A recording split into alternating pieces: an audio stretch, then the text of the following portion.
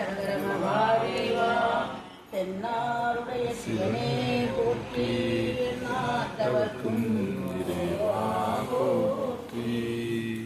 இந்த அற்புதமான இடத்துல அற்புதமான அபிஷேகம் நடக்குது. அந்த காலத்துல 302 ஆண்டுகளுக்கு முன்பாக புரட்சி செய்த பெண்ணால்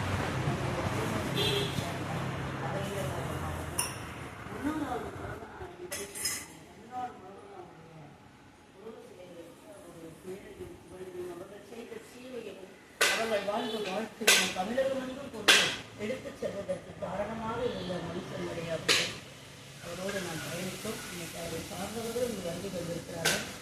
எல்லா இடங்களிலும் நிறையா 12 ஜோதிலிங்கத்தை மட்டுமல்ல, அந்த காலத்திலே இன்னைக்கு சொல்றாங்க சிலைகளில் அந்த அளவுக்கு அவங்க சமூக பணியாற்றி அந்த இனத்து மக்களுக்காகவும் இந்த நாட்டுக்காகவும் அவ்வளோ பணியாற்றி ஒரு ராணியாக வாழ்ந்தவர்கள் தான் நம்முடைய அகல்யாபாய் அம்மா அவர்கள்.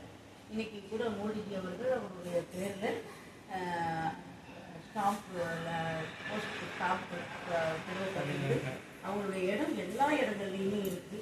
இன்னைக்கு 12 ஜோதி லிங்கங்கள் நமக்கு கிடைச்சிருக்குதுன்னா, முகாலயர் காலங்களில் அந்த லிங்கங்கள்லாம் சிதறப்பட்டு கிடந்தது. இன்னைக்கு 12 ஜோதி லிங்கம் நமக்கு கிடைச்சதற்கு முதல் காரணம் நம்முடைய குடும்ப இனத்தை சார்ந்த அகல்யாபாய் ராணி அம்மா அவர்கள் தான். இன்னைக்கு அவர்களை நம்ம மீண்டும் கையில் எடுத்துக்கிட்டோம்னா, இன்னைக்கு நம்முடைய இந்து மதத்துக்கு அன்று ஒரு பெண்மணி, புரட்சி பெண்மணி அகல்யாபாய் இருந்தது போல இந்த எல்லா பெண்களும் இருந்தால் மட்டும்தான் இந்த இந்து மதத்திற்கான வழிமுறைகளையும் வழிகாட்டுகளையும் நம்ம பண்ண முடியுங்கிறத உணர்ந்து இன்னைக்கு மணிசங்கரையா எங்கு சென்றாலும் அகல்யாபாய் அம்மாவோட வாழ்க்கை வரலாறு அவங்களை பற்றி சொல்லிட்டே இருக்கிறார். அனைவரும் 300 ஆண்டுகளுக்கு முன்னாடி கிடைச்ச அகல்யாபாய் அம்மாவுடைய பிறந்த நாளில் அபிஷேகப்படுறோம். சரீரம் இல்லையே தவிர ஆன்மா இருக்கும். இந்த காலங்களுக்கு அவங்களுடைய ஆசீர்வாதம்லாம் நமக்கு தேவை அப்படின்றத உணர்ந்து நம்ம மீண்டும் மீண்டும் அவங்களுடைய செயல்பாடுகளை கொண்டு வருவதற்கு நாம் எல்லாரும் அவங்களுக்காக பிரார்த்தனை பண்ணணும். இன்றைக்கும் மணிசங்கரையா அந்த அகல்யாபாய் அம்மாவுடைய வரலாறுகளை எல்லா இடங்களும் சொல்லிட்டு இருக்கிறாரு.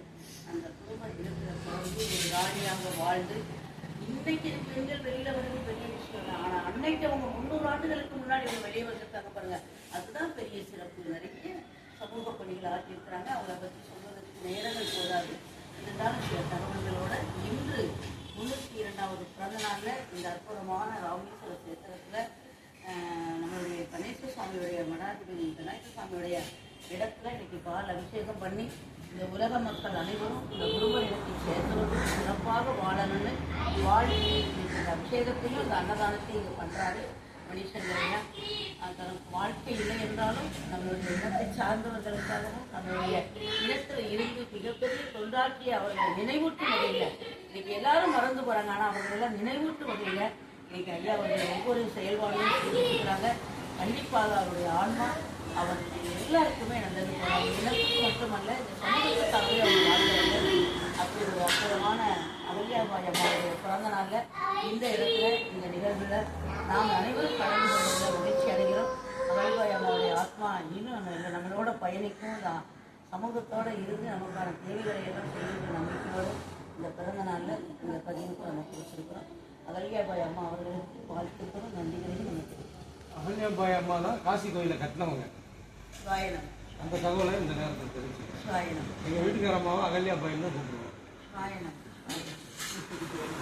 இப்படி அவங்கள பற்றி பேசும்போது நிறைய தகவல் கிடைச்சிது. நாங்கள் தமிழ்நாடு முழுவதும் போனோம். அங்கெல்லாம் அகல்யாபாய் அம்மாவுடைய எல்லா இடங்களும் போனோம். மழையை கொடுக்கும்போது எல்லாம் ரொம்ப சிறப்பாக